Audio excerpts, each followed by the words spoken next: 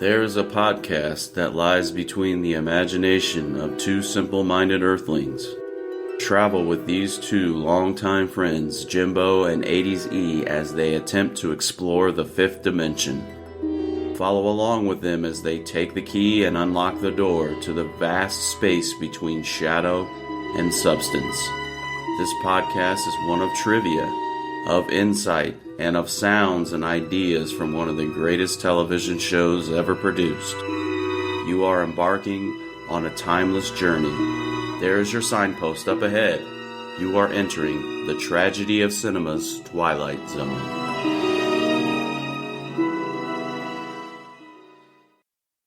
This is Mr. Bartlett Finchley, age 48. A practicing sophisticate who writes very special and very precious things for gourmet magazines and the like.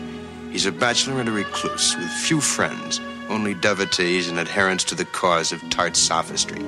He has no interest save whatever current annoyances he can put his mind to. He has no purpose to his life except the formulation of day-to-day opportunities to vent his wrath on mechanical contrivances of an age he abhors.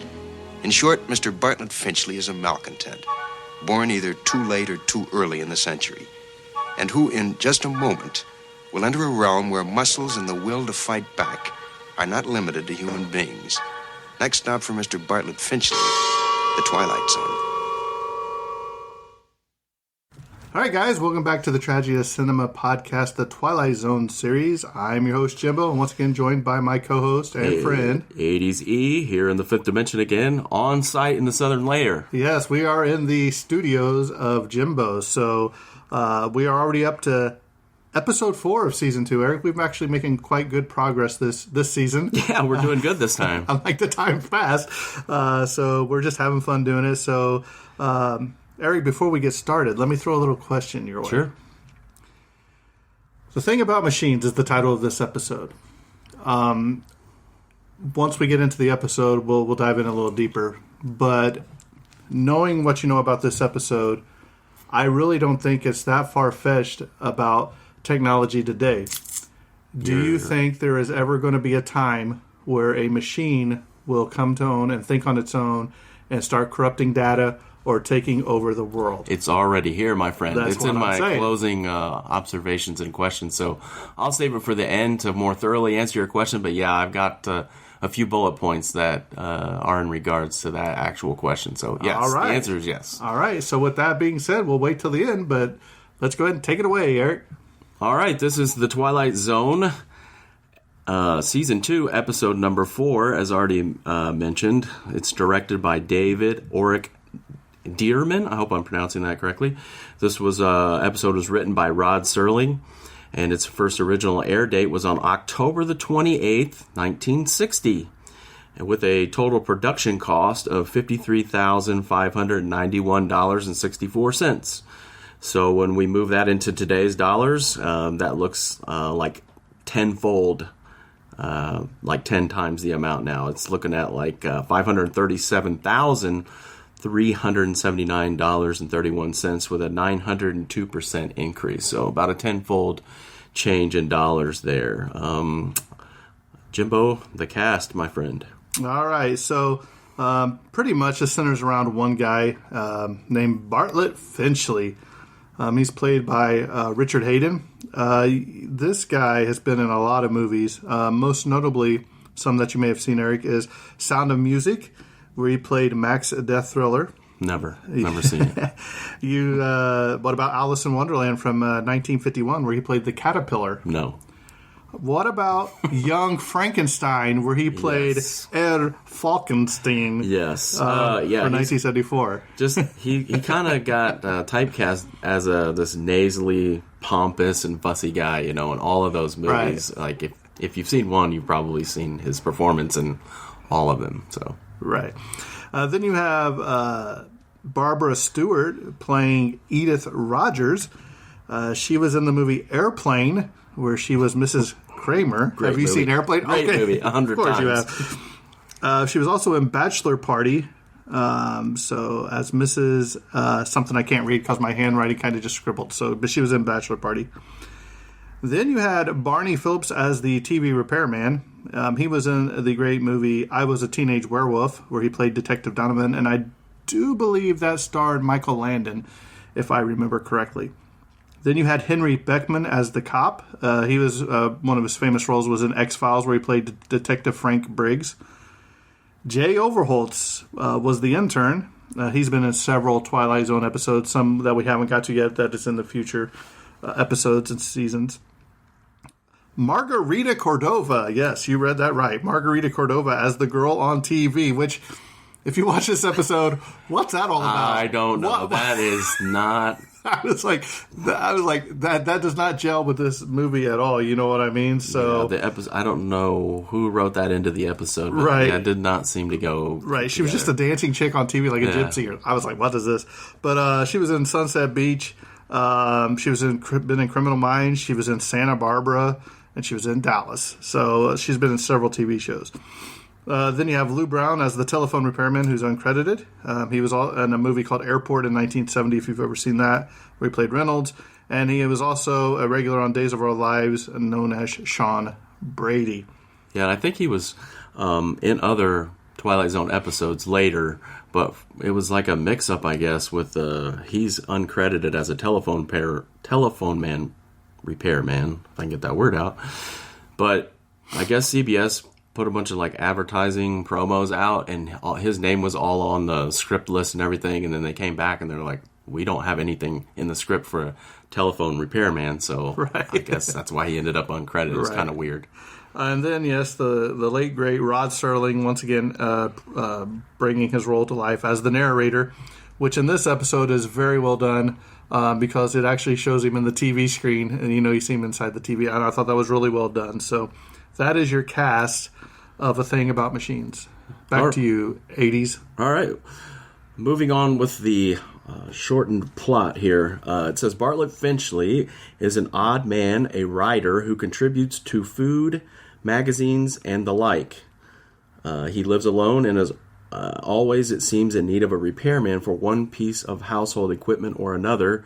As time has gone by, he seems to be in a constant battle with machines, his typewriter, his television, which all have the same message for him: get out of the house. He has no intention of doing so, however, and the battle begins. So Bartlett Finchley is in a battle with machines. In the beginning episode, it looks like he's in a battle with people as well.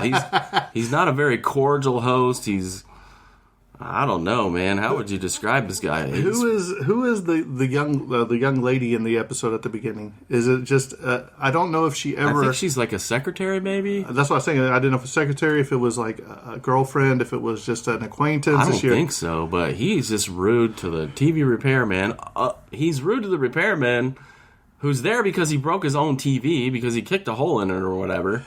Right, but I think she has one of the greatest lines in this episode where she's like, in the battle of Mortal Kombat between you and machines, I hope the machines win. I know, that is a great line. And I was just waiting for Mortal Kombat, the music to hit. That was a great line. Yeah, I loved it. He has an artistic way of, breaking someone down and insulting them in very flowery language, I guess. And he just...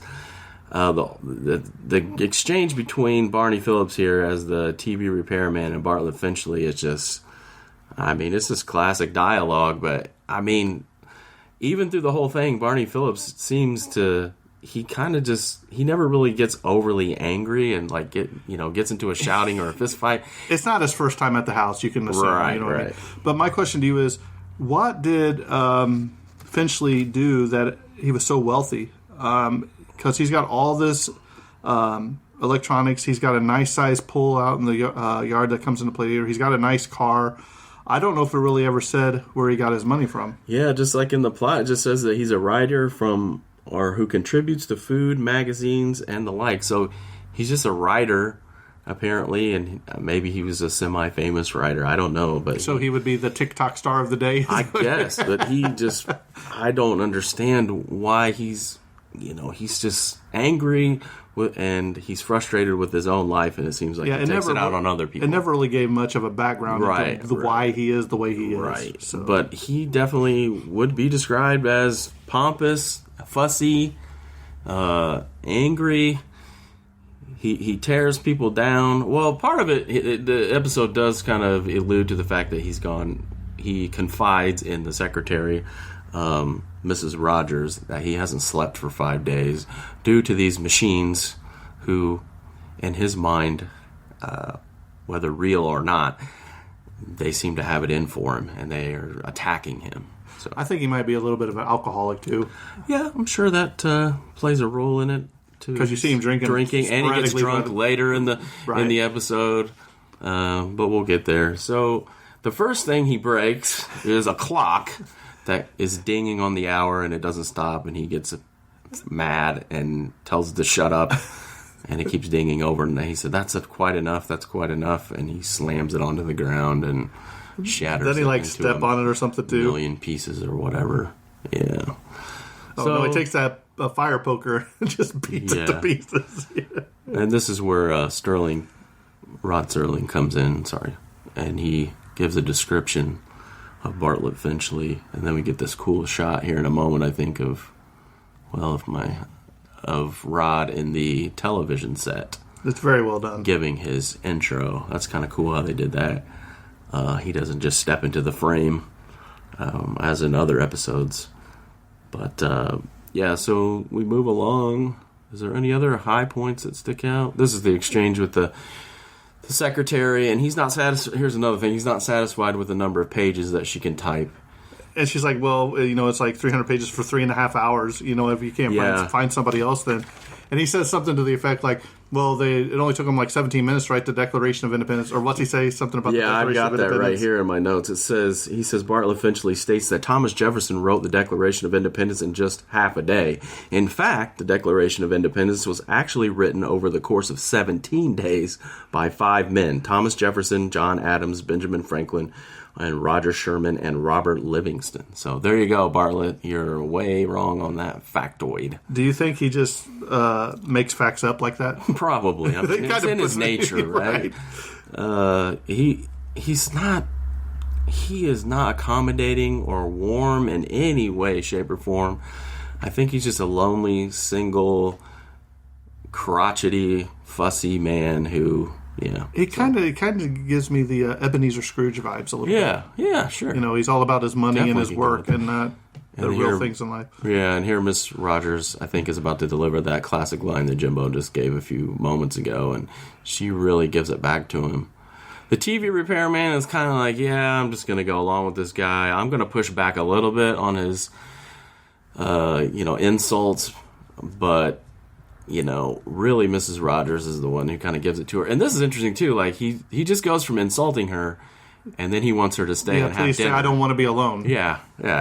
And, he confides in her that, he hasn't slept, and he's got all these problems with his machines, and they wake him up. The television, the phone. He just goes on and on. Yeah, and then he turns on, I think in this, he turns on her again at the end of this scene, and is just like... tells her to get out, and then that's when she delivers the great line, stunner line. Oh man, it's just when you think you'll see this later in the episode too, when he starts making those phone calls. Just when you think you're starting to feel sorry for him, he does something incredibly stupid. Right? Yeah. He just when he starts to warm up, and he might be somewhat endearing. Yeah, he just shuts it all down. So after Mrs. Rogers leaves, that's when the typewriter starts on him, and get out of here, Finchley. It starts typing on its own, and it tells him, get out of here, Finchley. So he has a skirmish with the typewriter for a few minutes, and then that's when the Margarita is her name. The lady on the television screen who's like the gypsy dancer, the television turns itself on. Thing. Yeah, and it turns itself on and has this scene, and then the typewriter's still going. But let me ask you a question, something. There was no paper in the typewriter. Yeah. So how is there typewriter paper in there? Yeah, that was something that... Yeah, that was something, a goof that someone caught on IMDb that talks about, the paper reloaded itself. So I was still so confused about this. There's highlights here in the middle. I think this is where he destroys the TV again, ain't it? Yeah, he does. Does he take something and she smash says it she's through? like, why don't you get out of here, Finchley? So she's talking to him. I thought he just kicked it, but I could be wrong. I thought he either kicks it or he grabs something and smashes. Oh, we go to commercial. Oh, I'm sure I missed. Yeah, so then he's up there and he's just yelling at all the machines. Right before we go to the first commercial, he's screaming at the top of the staircase. He can't stand machines. Yeah, basically he's not going anywhere. And now you get to the scene where, you start to feel sorry for him because he's really at his wit's end and he's making phone calls to, basically his short list of friends, if you will. Right. Like, hey, how are you, my dear? I haven't talked to you in a while. Yeah, it's Finchley. I just want to know if you want to come over and have dinner tonight. And, he's like, it's been 4 months or whatever, and she's like, no, basically. And finds out that the ladies that he's calling on to go to dinner are now married. And he's unaware, and he's kind of like, oh, well, I'll send you a gift in the mail or something. So, and he picks up the phone. He gets mad because he's done it to himself, but he picks up the phone, throws it across the room, and it's still ringing or whatever. You know what I mean? So yeah, pulls it out of the wall. And this is the classic. This is where we get to the classic scene where he's in a tussle with his razor. Electric razor. And the razor is floating. I've read in other parts. I didn't notice it the first time that I watched, but in the scene here, forthcoming, the razor is coming down the stairs, and you can see supposedly there's a rope or string or something. But now you have the telephone saying, "Get out! Why don't you get out of here, Finchley?" So you've had the typewriter typing it out. You've had the lady on the TV. Now you've had the phone call with somebody saying, "Get out of here, Finchley." You care if I throw in some, while we're here, I'll throw in some trivia right here in this particular scene. Serling recounted to TV Guide how he came up with the idea for this Twilight Zone entry. This one I got from trying to shave with a razor. So this is important with the razor scene. During a given morning, when 3 appliances in my house gave out, a washer, a dryer, and a television set. Boy, we can all relate to that, can't we? When they all go out at the same time. It occurred to me how absolutely vulnerable, Rod said, we are to the gadgets and gimmicks and electronic gimcrackery. Then the progression took the form of a story involving a man whose appliances became entities, and instead of just stopping on him, they went the full route and actually remonstrated against him. Unfortunately, the show did not live up to its potential. On December 12, 1960, in a letter to Owen Komura of Young and Rubicam, the advertising agency representing the sponsor, Serling backed his statement, adding, "Mr. Finchley drowned in his swimming pool. Upon reflecting, I wish I had before I wrote the bloody thing." So Rod didn't think very highly of the episode as it was finalized in its final form. So the scene, Jimbo, what do we see now? Well, now you got a commotion outside where I don't know how the police officers are already there in half the neighborhood, and this little kid just down there sucking on a popsicle. Yeah. But basically, they're saying that his car parking brake wasn't set, and it rolled down the hill. He's like, "I set the parking brake. I don't understand." So his car's against him now too. Right. This kid just sat there eating the popsicle. Dude, it's hilarious. Do you see though, this guy's terrible. He has no lack of concern. His car rolled down a hilly driveway, and he doesn't ask if anyone got hit or if everyone's okay. He's basically mad that everyone's on his property, and he tells them he's got 3 minutes to get off my property. You can sit here and look at this amazing sight. He's like, "But you're on my property. In 3 minutes, you got to get off." And he's like, "Or I'll enlist this cop here to arrest you for trespassing or whatever." Yeah, and then he disparages the cop. This kid just sat there licking the lollipop or the ice cream. You know what I mean? Yeah. And then he calls everybody idiots. So. Yeah, unbelievable. This is where he goes up and gets drunk with, I don't know what, brandy or something. He just totally, I don't know if, well, we don't know if he ever went and got the car and brought it back up to the garage. I mean, he's all dressed up like he's expecting somebody, he's in a tuxedo, you know what I mean? Yeah. He's highfalutin. He's an upper crust of society. You can tell that's how they wanted him to be portrayed. And so Finchley passes out. He kills that whole bottle of liquor or whatever it was. Yeah. And he wakes up from his stumbling slumber. He tries to look at the clock that is no longer there because he's smashed into 1,000 pieces. And the typewriter begins typing again. Probably more Get Out Finchleys. And, this is where he smashes the TV. Why does he smash the TV again? I totally forgot this part. He goes into the study, and I think it's still saying "Get out of here." Yeah, Finchley, I think the TV. But there's no picture on it. Yeah. It takes a chair. Yeah. Takes a chair and smashes it. And so he must not have smashed it earlier. Smoke comes out. And yeah. More of the same. And this is the scene where the razor... Yeah, the razor's coming down. Like a snake slithers down the... I think it even falls on its side at one point, and then it corrects itself back up. But, I mean, who hasn't had a tussle with a razor every now and then, right?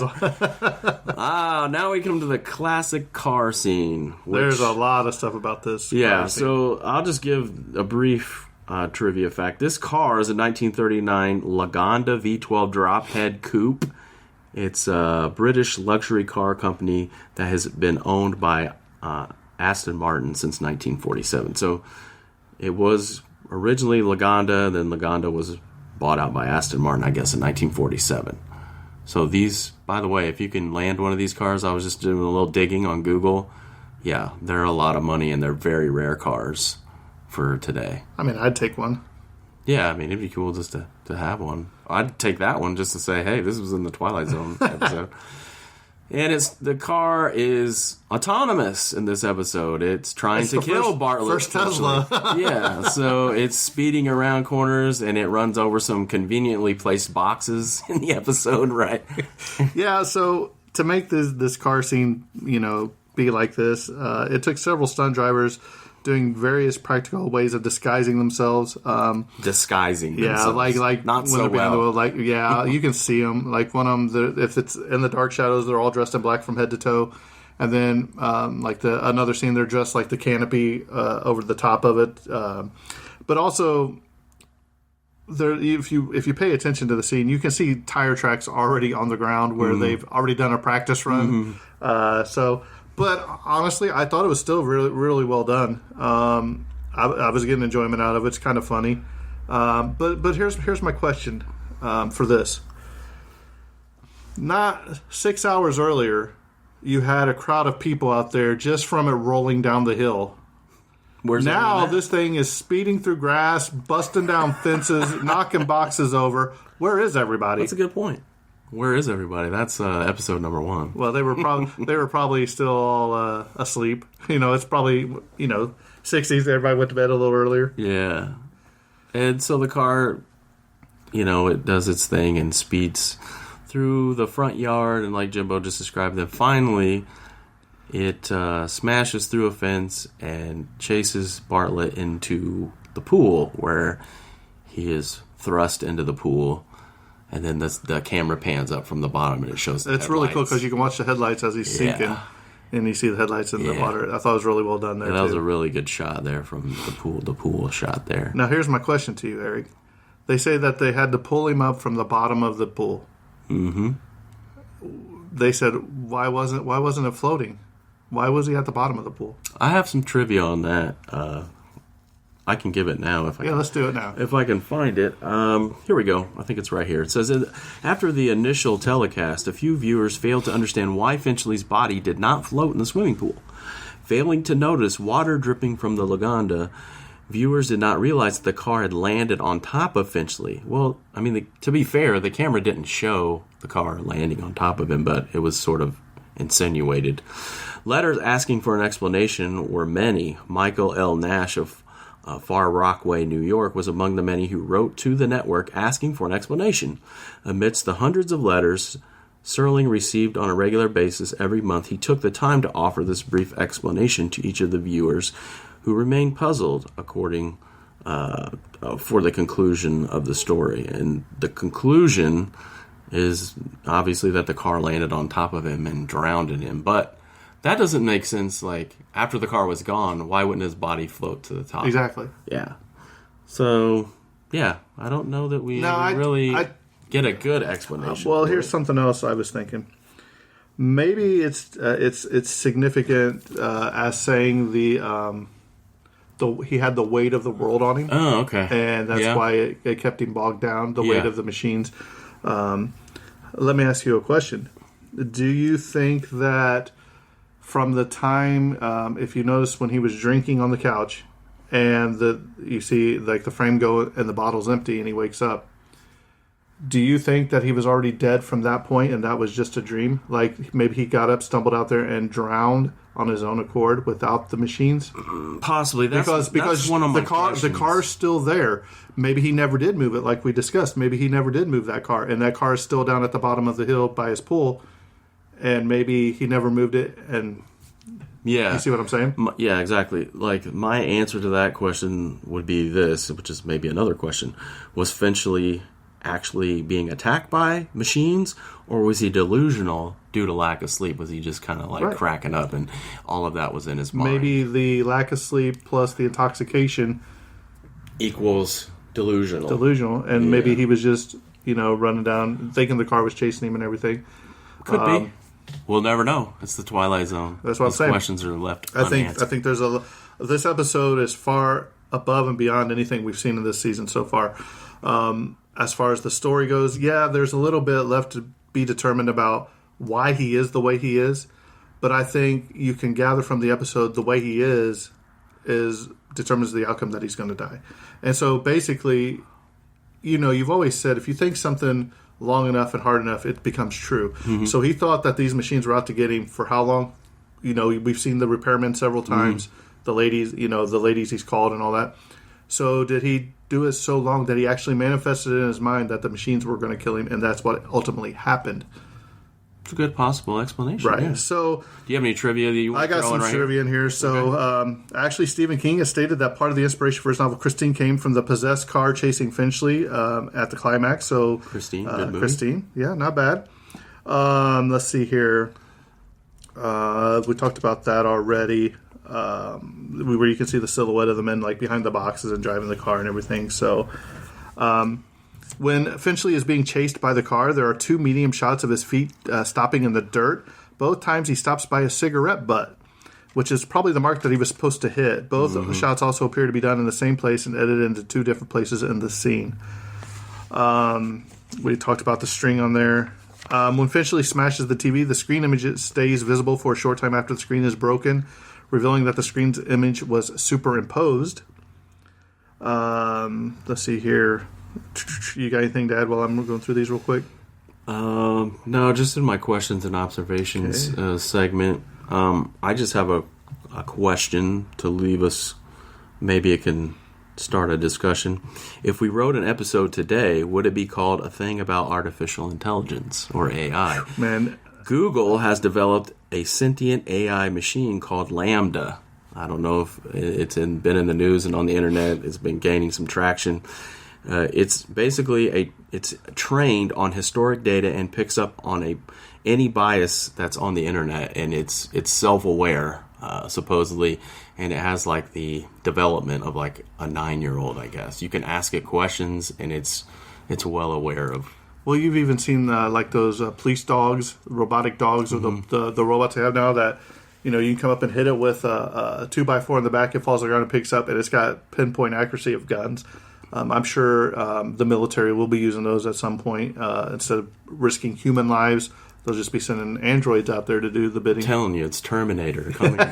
It's the Terminator coming to life. Do you have anything else over there? Yeah, a couple more things at the end of this. One thing is they never said that they found any weights or anything in Finchley's pockets to make him at the bottom of the pool. But the police officer says in the episode, I pulled him from the bottom of the pool. But the police officer's dry. He's not Bone wet. dry. Yeah. Right. So that doesn't make sense either. You know what I mean? So slight goofs in the episode, yeah. Right. So, yeah, I personally, I enjoyed this episode. When you watch The Twilight Zone, sometimes you have to put your thinking cap on. It's not just tell me the story in front of me. Right. It's what was the short story or the person trying to convey to me. Right. And that's what I like about this episode, because it wasn't cut and dry. There are multiple endings, I guess you could conclusions you could draw from this episode. And I like episodes like this because it makes me think outside of my comfort zone and not just be told a story where I sit there and stare at the screen and be like, okay, here's the beginning, ending, and all that. With this Twilight Zone episode, it makes you think. And the more you think on it, the more you're like, wow, we don't really know what happened. And was it a delusion? Was it true? It's the Twilight Zone, baby. Right. That's why we do this. You know what I mean? We don't know. So what do you think, Eric? Well, One other thing as it pertains to AI, let's talk about Elon Musk a little bit. Yes, sir. Because those episodes sort of drove those types of thoughts in my mind as you dig a little deeper. He's warned us about the rapid development of AI, and he's also envisioned a world where all humans will become like cyborgs. You know, he has this development of basically a chip that's implanted into the one skull, and they can access the internet, because he says as humans we're exponentially a lot slower, and like if he kind of describes us as already being connected to the internet somewhat, because we carry around these things in our hands all the time, these phones, and we can access information at light speeds far greater than our own brain can produce. So he's talked about that a lot, but he's also quoted saying about AI, it could be terrible and it could be great. It's not clear, but one thing is for sure, we cannot control it. So that's kind of... So if he puts that chip in your brain and you say, and let's say you're laying on your couch, you say, hey brain, play Twilight Zone season 2 episode 4, and it just, can you imagine just get out of here? No, just just in your eyes, just watching the movie. You wouldn't even have to have a TV. It was just, you would see it. You know what I mean? Right. Or your brain would play it in the brain, and you wouldn't. You know what I mean? It's really scary and crazy to think about, but it's endless kind of possibilities, and it learns like at exponential rates. I guess they did some study where I think it was chess. The AI played a chess player, and then like every 2 to 4 weeks, it kept going up in the rankings, and then it beat the best player in the world, and then on, and then it beat another AI that they developed. It's just crazy, and it's kind of scary, along with the fact that I think the estimates are that only 17% of the workforce that's currently in place now will still be in place. Like, those jobs will still be done by humans. Everything else, especially in our industry, like transport and manufacturing, will all be done by AI robots. Well, I can tell you where I work, in the automotive industry, that the robots, you know, they have a person putting a piece of metal on it, hitting a button, and the robots do the rest of the work. It takes 2 of these pieces, welds them together, bolts them together, you know, and then next thing you know, you have a frame of a truck or car. It's crazy to sit and think about, because not too long ago, 20 years ago, those were all being done by humans, you know, welding and all that. Yeah. So painting, welding. So they could take one robot and basically replace 7 people. Look at the cost effectiveness of that. So it won't be long where robots will be doing a lot more. We're going to be out of a job. They'll be flipping your burgers at Burger King and everything else. Yeah, they're going to be driving trucks, assembling cars, everything. Flying airplanes, you know, just...